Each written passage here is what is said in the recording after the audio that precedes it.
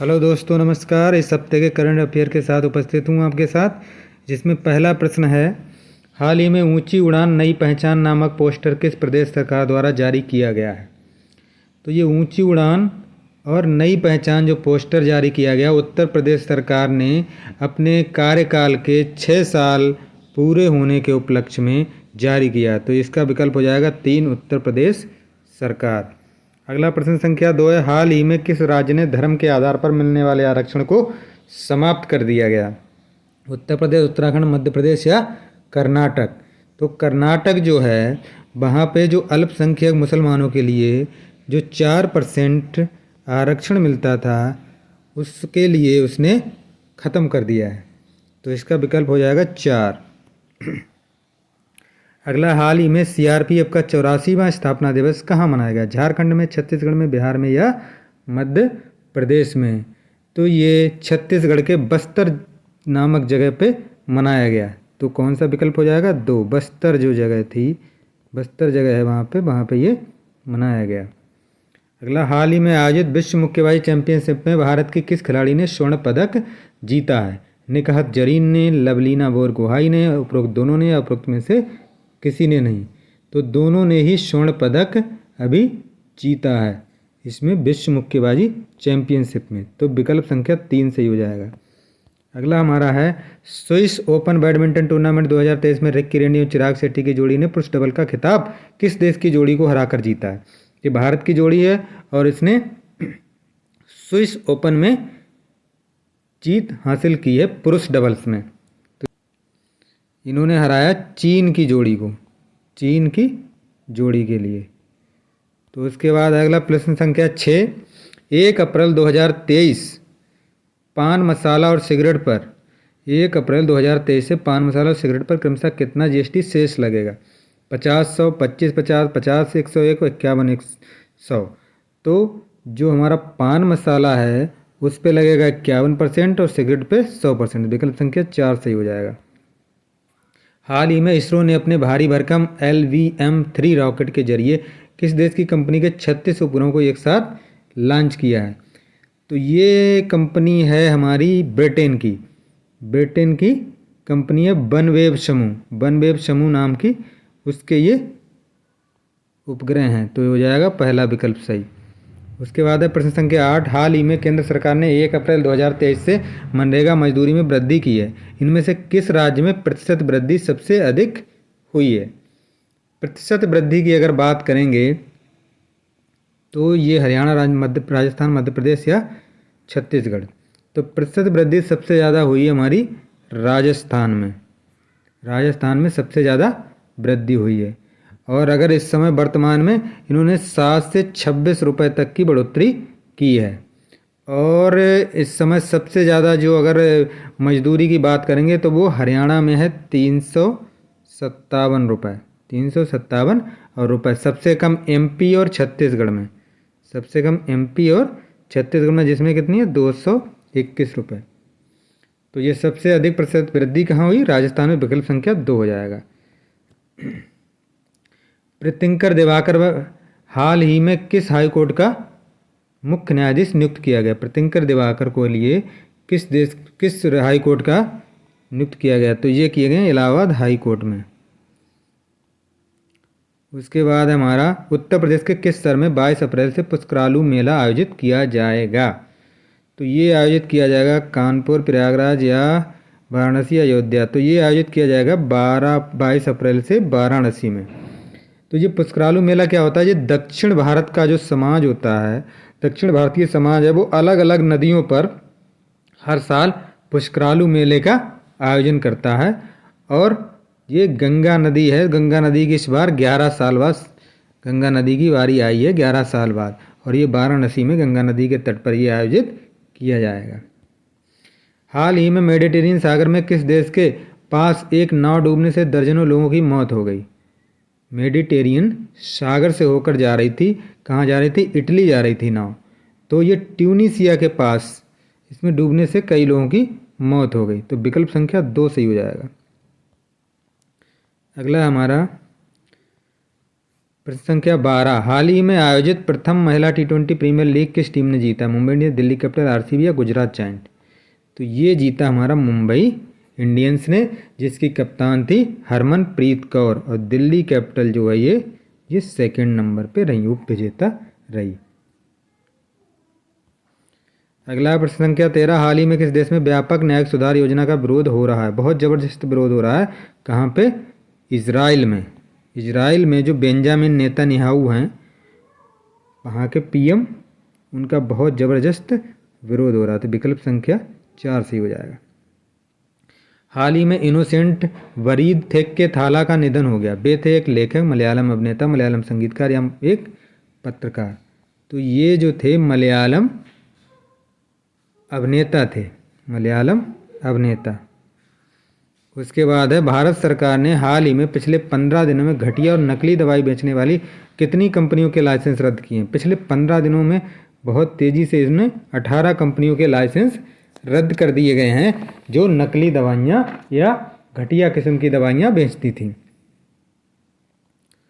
अगला प्रश्न संख्या 16, हाल ही में केंद्र सरकार ने पैन को आधार से जोड़ने की तिथि 31 मार्च 2023 से बढ़ाकर कितनी कर दी? पहले 31 मार्च 2023 थी और अब ये बढ़कर हो गई है 30 जून 2023। अगला 7, हाल ही में कूनो राष्ट्रीय उद्यान में मादा चीता ने 4 सांपों को जन्म दिया। ये राष्ट्रीय उद्यान स्थित है छत्तीसगढ़ में, मध्य प्रदेश में, उत्तर प्रदेश में या झारखंड में? तो ये मध्य प्रदेश में स्थित है और यहाँ पे 4 सांपों को जन्म दिया गया है चीता के द्वारा।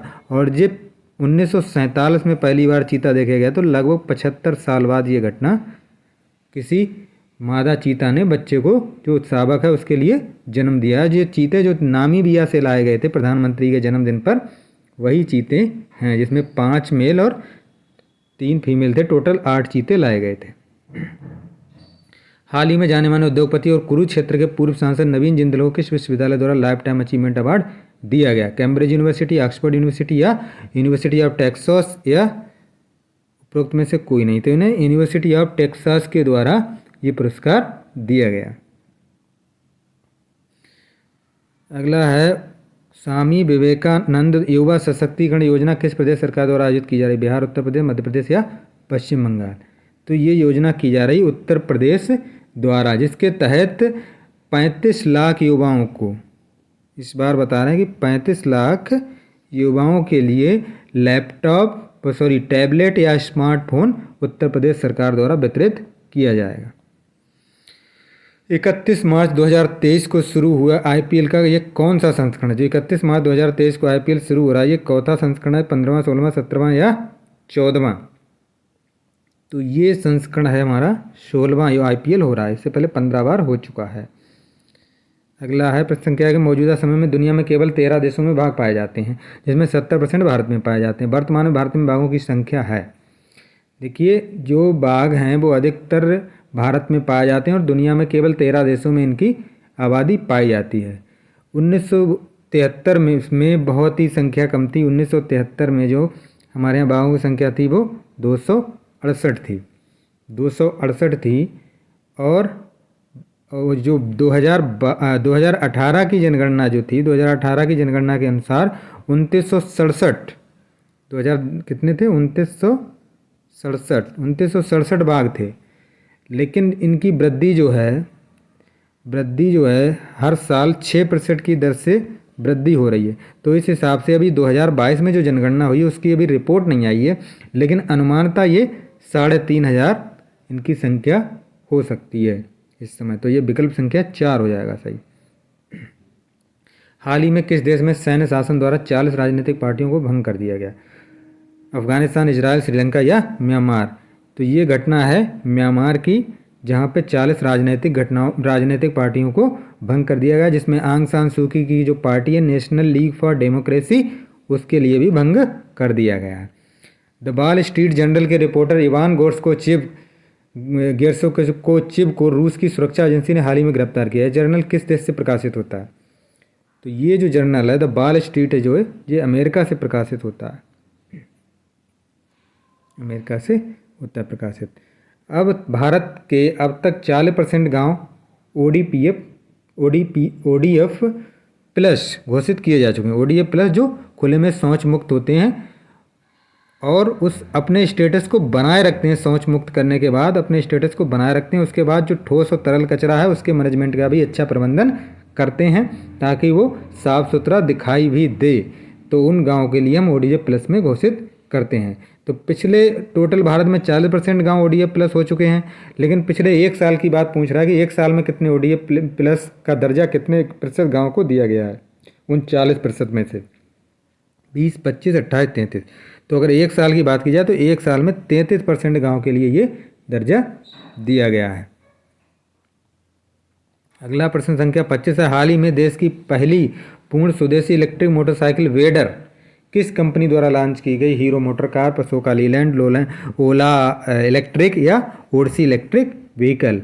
तो ये लॉन्च की गई है ओडिसी इलेक्ट्रिक व्हीकल द्वारा। विकल्प संख्या 4 हो जाएगा सही।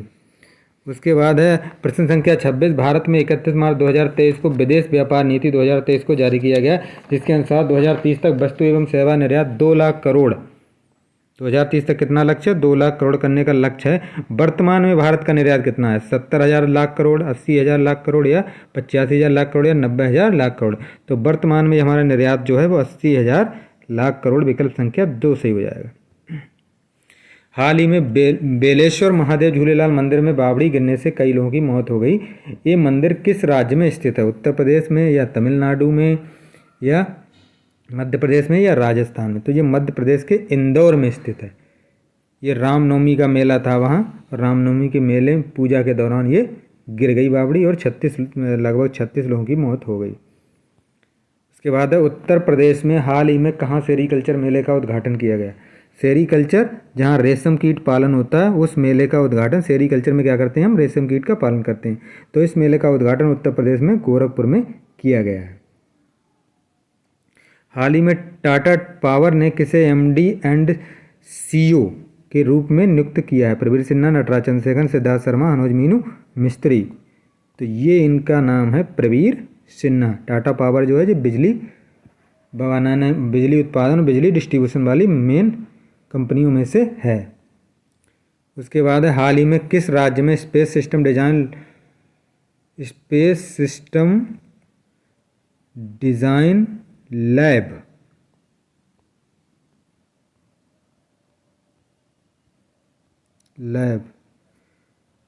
का उद्घाटन किया गया? उत्तर प्रदेश, महाराष्ट्र या गुजरात या कर्नाटक? तो ये किया गया गुजरात में। हाल ही में ऑर्टन कैपिटल द्वारा जारी पासपोर्ट इंडेक्स में कौन सा देश शीर्ष पर रहा? जापान, संयुक्त अरब अमीरात, अमेरिका या ब्रिटेन?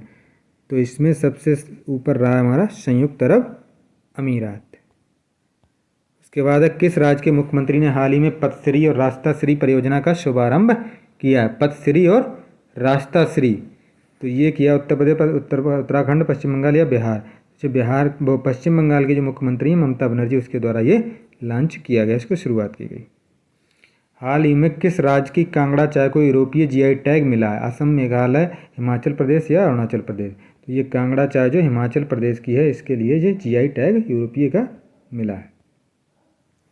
T20 में सबसे अधिक विकेट लेने वाले गेंदबाज हाल ही में कौन बन गए? टीम साउदी, शाकिब अल हसन, राशिद खान या रविचंद्रन अश्विन? तो ये बांग्लादेश के शाकिब अल हसन हैं।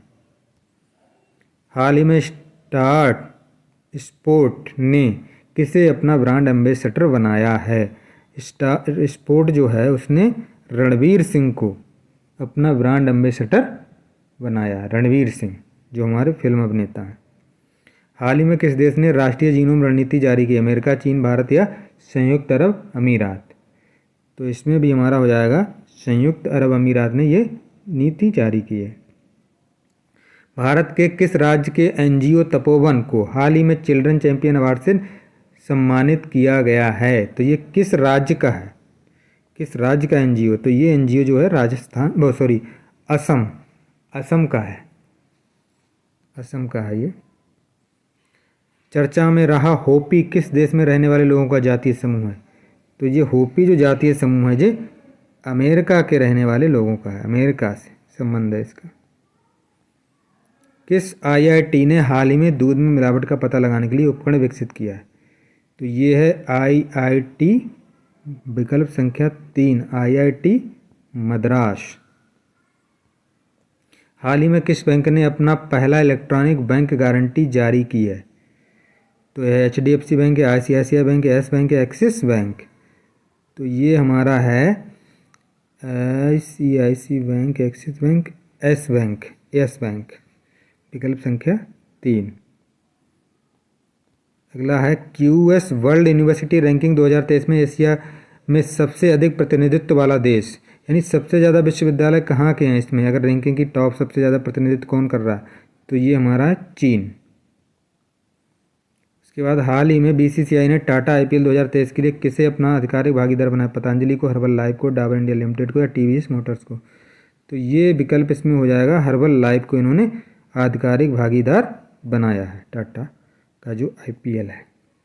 हमजा यूसुफ हाल ही में किस देश के प्रधानमंत्री बने हैं? हमजा यूसुफ बने हैं हमारे अफ़गानिस्तान या उज्बेकिस्तान या स्कॉटलैंड या नीदरलैंड। तो ये बने हमारे स्कॉटलैंड के प्रधानमंत्री। अगला है हमारा प्रश्न संख्या 44। हाल ही में भारत और अफ्रीकी देशों के सेना प्रमुखों का पहला संयुक्त सम्मेलन कहाँ आयोजित किया गया?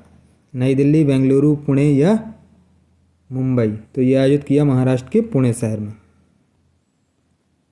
हाल ही में किस देश में रूस में परमाणु हथियार तैनात करने की घोषणा की है? किस देश में रूस ने परमाणु हथियार तैनात करने की घोषणा की है? तुर्की में, बेलारूस में, यूक्रेन में, चीन में? तो ये हमारा है देश बेलारूस में, इसने हाल ही में घोषणा की है।